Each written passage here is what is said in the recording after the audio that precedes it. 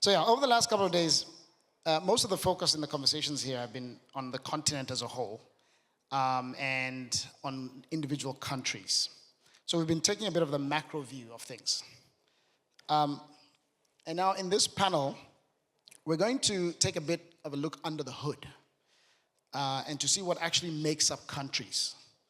We're going to go a bit deeper into what we call cities, towns, and states, and so-called subnational clusters that make up countries. Now, why do cities matter so much? I want to tell you a bit about the promise of cities. 80% of the world's GDP comes from our cities. And the top 1,000 cities in the world make up 60% of the world's GDP, even though they're only a third of the world's population. So you can see that cities punch disproportionately above their weight. Why is this so? There are three reasons. Number one, cities enable markets to take place, right? Because for buyers and sellers to interact, they need to be in close proximity to each other. So when you build cities, you can drive the market economy. The second reason why cities are so important is that they drive innovation, because people come together with their ideas and they can build off each other, and that spurs a lot of innovation that drives technology and all those things. That's why you see clusters, Bay Area. That's where a lot of the AI is happening, right? Because people are coming together, they're sharing ideas. The third reason why cities matter is because it's much cheaper to develop your infrastructure in a city. If you're trying to give water to people, healthcare, education, even in today's world, thinking about internet connectivity and data centers for AI, it's much easier to provide that in a city cluster than trying to do that across a whole country. It's much cheaper to do that. So in the context of all that, it's somewhat surprising that only 17 cities in Africa have a population of more than 5 million. This is a continent of 1.3 billion people and plus, and growing fast. We're going to be 40% of the world's population by the end of the century. But we only have 17 cities with a population of more than 5 million. So the faster we urbanize, the faster we can grow our economies.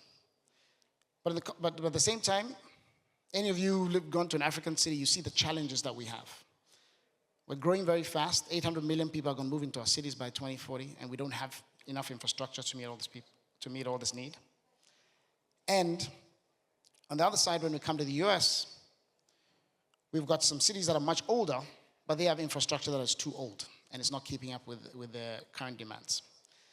So in the context of all that, we're going to have a discussion now with two leaders of subnationals from the continent of Africa and two from the United States. So it gives me great pleasure to welcome our panelists. Ah, they're playing the music already. And just to give you some context, hello. In 2025, African cities and US subnational leaders face similar challenges. They need to create jobs, drive industrialization, and build inclusive economies. So this cross-continental session invites mayors and governors to compare notes on strategies for smart city growth, drawing on green industries, digital transformation, and creative economies. The panel highlights how collaboration, talent exchange, and entrepreneurial innovation are reshaping city development. So you can expect vibrant dialogue, practical lessons, and shared insights on how local leadership can unlock private sector success and resilient economic futures.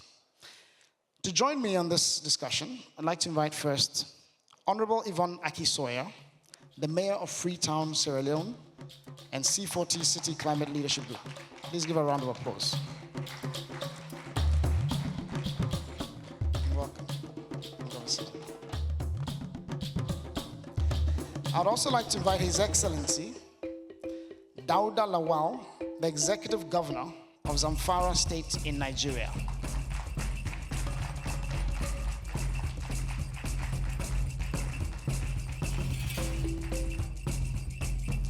Let me also invite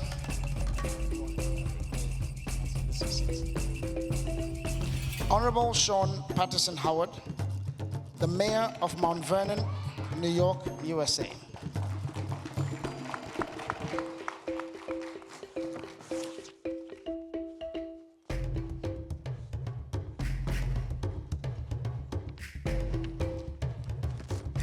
And finally, last but not least, Honorable Van R. Johnson II, the Mayor of Savannah, Georgia. Please welcome.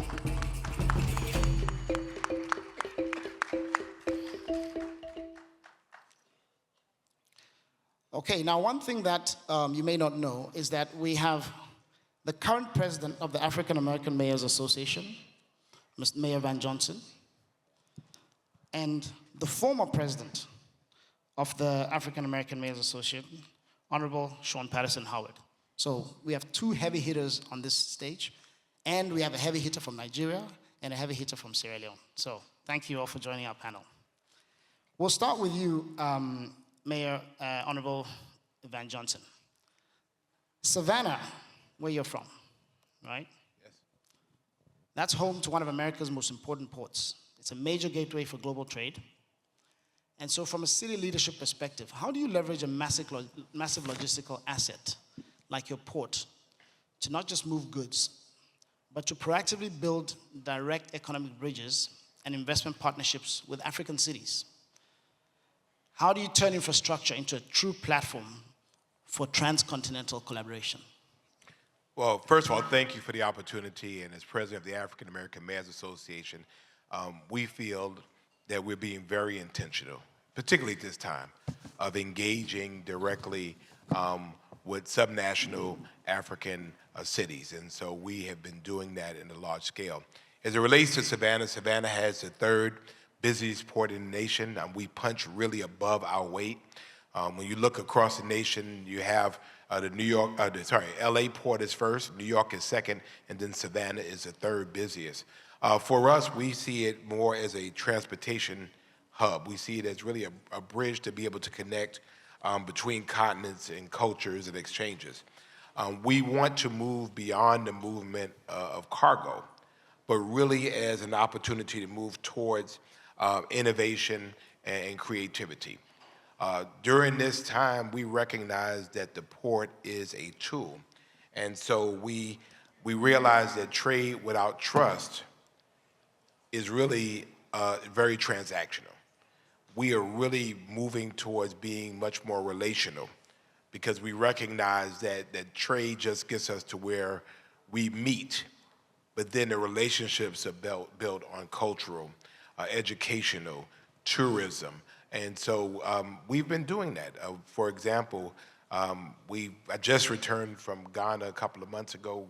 The African American mayors are going back in October. We have a partner city relationship with Accra. We also visited Kumasi and Cape Coast. We're building those relationships. We did medical missions to Nigeria, to a village in a number of states called Ajali, because we recognize that there is a kinship that exists. And for years, we have not done what we should have done as it relates to Africa. And this is just a magnificent opportunity. Savannah as a city, but then the African American mayors to be able to give back. And so we look forward to those opportunities, using trade as a tool. That's fantastic. So you're already doing quite a bit to facilitate that intercontinental relationship between Africans and African American cities, and building those bridges that we're all connected. Yeah, we're all connected, and so in the tradition of Sankofa, we're going back and we're fetching. Yes. And so we're going back, we're fetching, and we're bringing forward because we recognize that we have as much to receive as we have to give. Not everyone in the audience is Ghanaian, so can you explain to them what Sankofa means, please? Sankofa, and you're asking the wrong person, because some folks get, but the Sankofa bird is a bird, if you've seen it before, where it's facing forward, but it's looking back with something in its mouth. And so it basically loosely means that you go back and you fetch and bring forward. And it means a lot for us that you can't go forward without looking back. Looking backwards. And you can look back and move forward at the same time. And you have the responsibility as you move forward to go back, fetch, and bring forward. And so we see this as a mutually beneficial relationship between United States, subnational cities, and then, of course, with Africa. So by respecting our traditions, honoring them in order to move forward. Yes. Fantastic. Let's move on to you, Mayor Honorable Shawyn Patterson-Howard. So, in your mind, how can you as subnational leaders collaborate with African counterparts, to leverage global tech talent and cross-continental entrepreneurial networks for urban revitalization? Well, I think it's really critical at this time, probably more than ever, with national relationships being so challenged, that subnational leaders are building authentic, respectful, genuine partnerships to collaborate. When you look at the advancement of technology in the AI space, and every government, every business is using technology to advance their businesses, make them more efficient, that there are so many opportunities for public-private relationships, but really creating tech hubs, innovative tech hubs that we can do together. I'm a graduate of Howard University in Washington, D.C., and we have a big HBCU partnership here across the country. We need to be partnering across the waters between our HBCUs and our universities and our schools in Africa. There's opportunities for us to come together and have innovation hubs where we're sharing information around training, innovation. Africa has the youngest, fastest growing population in the world. These are very bright, innovative future leaders and current leaders, and we must make sure that we're respecting it. So it's not just what we can do from America to Africa, but what we can also learn from Africa at the same time. And I think that's something that we need to be discussing more, because oftentimes as Americans, we are a little bit, I guess we assume that we're better than everyone else. But as I have traveled across the world, as I've gone to Senegal and Gambia, as my chief of staff recently came from South Africa, we're seeing that many of the young people, as well as the technology around the country, is far more advanced than we are here. And so I think once we really admit that, then we can develop those mutually beneficial relationships where it's not just us feeling as if we have the answers. And so I want to see exchange programs and fellowship programs happening. We cannot always make it across the waters, and so there's opportunity to use digital platforms and online spaces to really trade and to partner and to skill each other up. I think it's also public-private partnerships. And so we have lots of companies and industries. With the African American Mayors Association, we have a business council. And so how are we working with our business councils to partner with businesses who are supporting innovation and urban digitalization? I think also I work closely with a group in Westchester that has a lot of ties to Africa right now, Earn Your Leisure. And they've been doing InvestFest. And so they live about 20 minutes away from me, and they've been doing a lot of investment right now, not just in the Capitol building space, but talking more about building technology hubs throughout, at least right now, West Africa, and looking to expand it even more. And so as a subnational leader, partnering with our universities, partnering with our local government to provide opportunities for internships and fellowship exchanges, working with the universities, all of these things are important.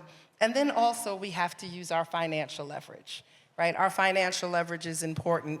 Oftentimes we feel we have to have millions and billions to begin the conversation, and we don't have to wait until we have everything in place. And so we are looking for opportunities to partner with entrepreneurs in our community and some of our private industries to see how we can invest and see how we can build. Because financing has become one of the biggest challenges and has always been one of the biggest challenges in Africa. And so like they say, where your money is, that's where your heart is also. And so we have to really make sure that we are intentional in investing financially into these partnerships to make them work. Fantastic. So you're talking about the opportunities to exchange ideas, exchange talent, and the recognition that our cities in Africa, in a way, actually have an advantage over U.S. cities because we have a clean slate, and so you have opportunities to innovate and reinvent. So one question for you: if you were as lucky as our mayor in Freetown that I'm going to ask her to talk about right now, what would you do differently to build your city if you didn't have the legacy that you currently have? Goodness, right now our city is challenged by very old infrastructure and old ways and lots of bureaucracy. And so if we're able to sit there and look at how we're developing in the future, we'd be able to start with a clean slate. And we'd invest really in our young people, because far too often when we're looking to build not just digital infrastructure, but physical infrastructure, we're turning to communities that don't look like us, are not concerned with us, and are not willing to invest in us. And while Africa is definitely growing in arts and entertainment and culture, I think that we would invest more in engineering and technology also to make sure that we can be competitive within our own country and in our own communities, but also to have greater opportunities for international partnership. And so we have to really kind of wipe the slate clean and think much more progressively and proactively than they have and leaders have in the past, especially in our Black community. So Honorable Yvonne Aki-Sawyerr, let's come to you now. So you've heard about, from our mayors in the U.S. about some of the challenges they have and some of the opportunities and their desire to integrate and collaborate with you on the continent. So, in what ways can partnerships between the public sector and emerging tech innovators, say for example in your city, drive inclusive job creation and urban industrialization? But how do you do that in collaboration with partners like your fellow mayors on the panel from the U.S.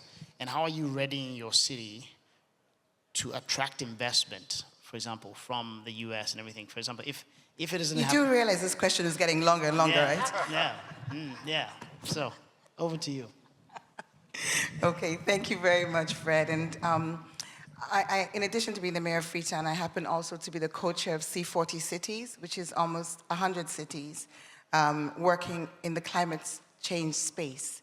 And I'm co-chair for Global South, which means African cities are part of my purview, as it were.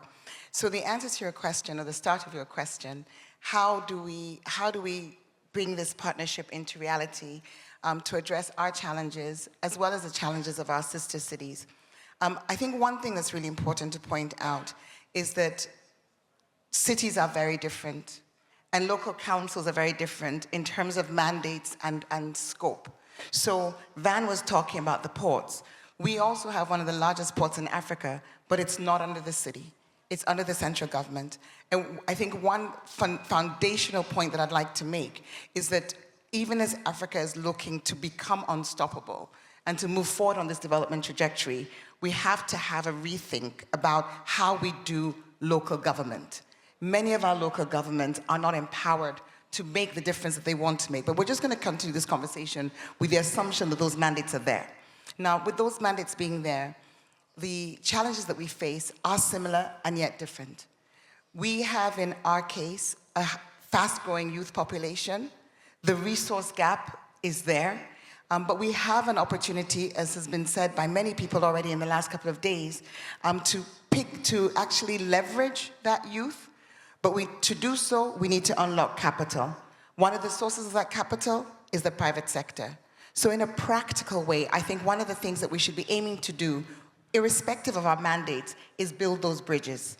So Van talked about the work that the engagements that they're doing in Ghana with the visits to the cities.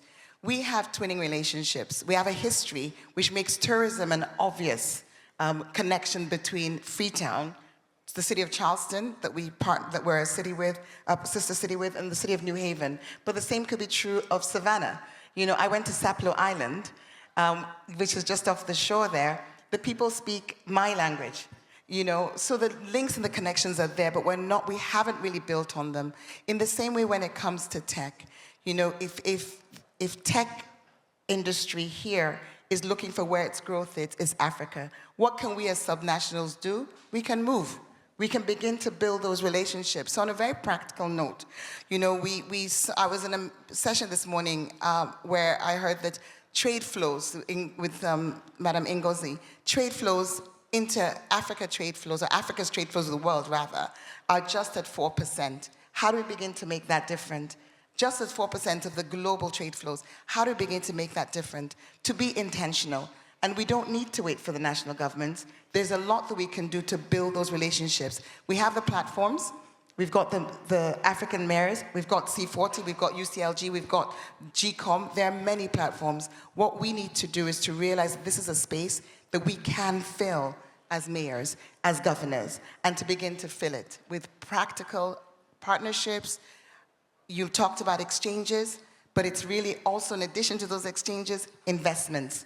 Us opening doors on both sides of the Atlantic, as the case may be. So I think, to answer your very long question, we can make this happen. We can be intentional. We can practical relationships, not just sister cities. I have a situation with the mayor of Zurich, not American, but that city has just given a grant of 2.5 million Swiss francs to do a regeneration of our central business district. That will open economic opportunities within our district. Not every city is in a position to make that kind of grant, but we can do, as you say, don't wait for the big check. We can look at how we bring business in. We just completed a feasibility study for a cable car transport system, our first mass transport system. It's $90-something million. We're looking for partners. Our traditional partners may not be the ones to come on board. This is an opportunity for us to begin to use your business council and say, how do we get a pipeline of investment opportunities and present those to those sister cities, not for their own funding, but for funding of the entrepreneurs, the business people who are within their communities. There are opportunities for us to move this forward, and I think that this is the starting point of changing a narrative of waiting on national governments and us as subnationals moving forward. Thank you. Thank you so much, Mayor. So one more point. Freetown, you've been a leader in climate resilience planning. How are you using data and technology to predict and prevent climate-related crises? And what's one data-driven approach to city management that you as cities could learn from what you're doing, from the African innovation that you're driving? Okay, so on climate change, Freetown the Tree Town, which is our campaign, our intervention, it started off with 1 million trees. Freetown the Tree Town was a goal to plant 1 million trees. We're at 1.2 million now, and we've now increased our goal to 5 million trees by 2028. And how technology comes in, every single one of our trees is digitally tracked. So it has a unique identifier code. When it's planted, that code is uploaded into a digital platform built by our teams. Then the monitoring of the growth of those trees is done by youth. So that's job creation and employment. And it's through that tracking system that the youth get paid as the trees progress. It's created over 1,000 jobs. That 1.2 million trees is stabilizing slopes. It's protecting our mangroves. It's the coastal line. It is protecting water catchments. And we are now in the process of going through a carbon accreditation system in order to begin to trade that carbon that we're sequestering from those trees on the carbon market. Can we give her a round of applause for that? I mean, that's amazing. That's amazing. Excellent example of African innovation, but that is globally relevant, right? And very proud that the mayor of Phoenix is actually working using our system. All right. Building something similar. That's it. Fantastic. Wonderful example of innovation going both ways. Your Excellency the Governor from Zamfara State, can you share some reflections of what you've heard today about, what obviously we've been discussing subnationals at the city level. You represent a state. In what ways can you leverage your position as a state and to maybe overcome some of the challenges and bureaucracies that you might be facing at a national level? What are some opportunities that subnational actors have to drive real change and transformation on the continent right now? Thank you very much, distinguished panel members, fellow African leaders, as well as American leaders, distinguished ladies and gentlemen. Let me start by thanking you for giving me this opportunity to be on this panel to discuss issues that is of importance, especially issues that relate between subnational as well as the federal government, which is a very good starting for some of us as leaders to be able to learn what they went through and what we can do also as leaders. I'm happy to see the panel member, especially the mayor of that is here in America, as well as my sister from South Africa, and my colleague here, to share experience in terms of what they went through and how we can make Africa better, especially to do with climate change, infrastructure, and so on and so forth. Now, the thing about here is to look at the role of subnationals. What do we do as responsible leaders? What kind of process do we put in place to make it very clear that we as leaders can also do something meaningful that is completely different and not relying on the center to be able to move forward? I'm happy hearing from the mayor when she made mention of decayed infrastructure and what they are trying to do now to move forward, which for us is a learning curve for us because we're going to build on what they had in the past to be able to align the two and do greater things together. Now, there are ample opportunities for us to compare. Now, building smart cities in Africa, I think, is the way forward because it's an area where we have serious deficit. And it is high time as leaders we begin to think of what do we do to build better cities, climate-friendly, IC-driven, and so on and so forth. And this is a fora that provides that kind of opportunity for us to learn, compare notes, and be able to work together and see how do we transfer knowledge, technology, in terms of driving the subnational to also do their own beat without relying on the federal government. So it is a very good opportunity for us to really key it into. Now, looking at the states where I came from Zamfara, which is in Nigeria, in the northern part of the country, that has faced so many challenges, ranging from insecurity, infrastructure, educational decay, healthcare issues. These are basic things. Now, what we're doing right now as responsible leaders is to try to change history or to rewrite history by looking at these factors critically. One is, yes, we're tackling insecurity, which has always been a major thing, but I'm happy to say that things are changing for the better.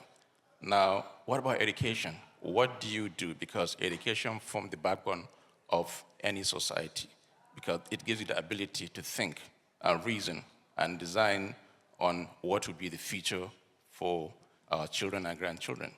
Now, looking at the health sector also, is also an area where subnational need to do so much to be able to take care of the population in the health sector.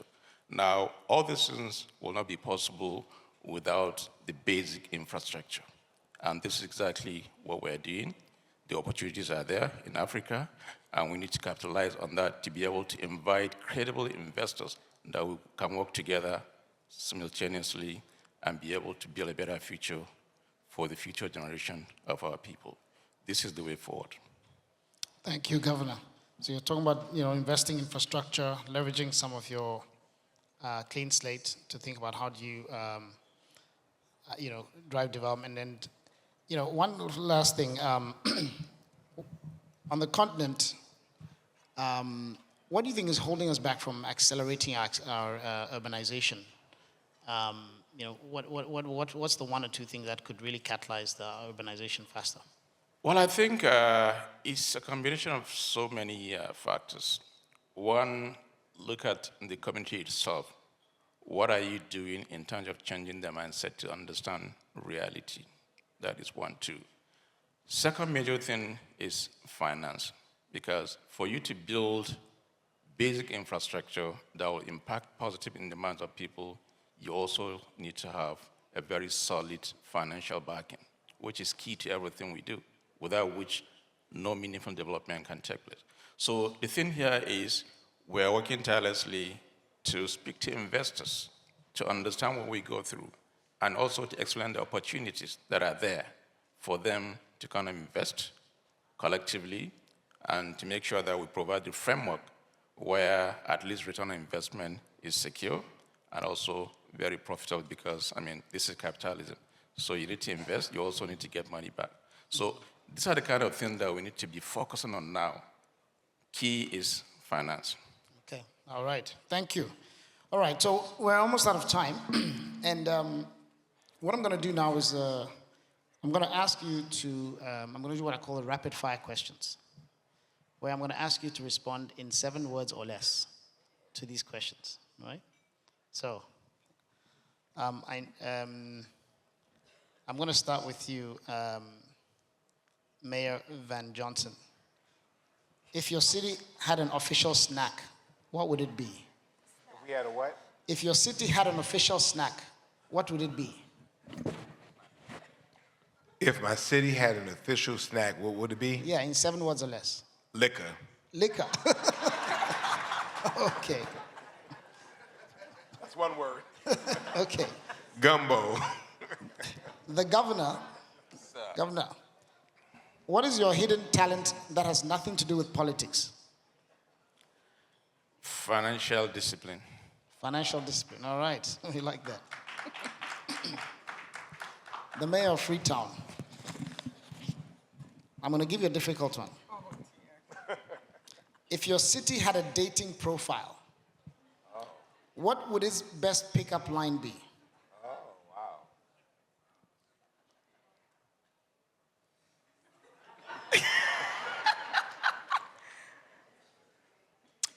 Curvy and full of potential. All right.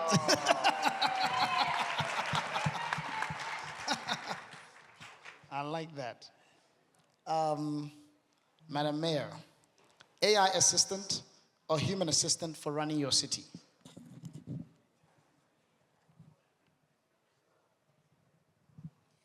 Human assistant for authentic connection. That's it. Wonderful. Thank you. All right. Back to you, Madam Mayor of Freetown. Real-time data on traffic jams or citizen mood swings? Real-time data on traffic jams or citizen mood swings? Which would you prefer?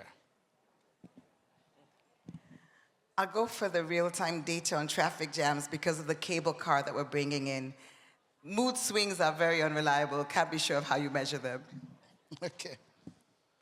The governor. If you had unlimited data about your state, what's the first problem you'd solve?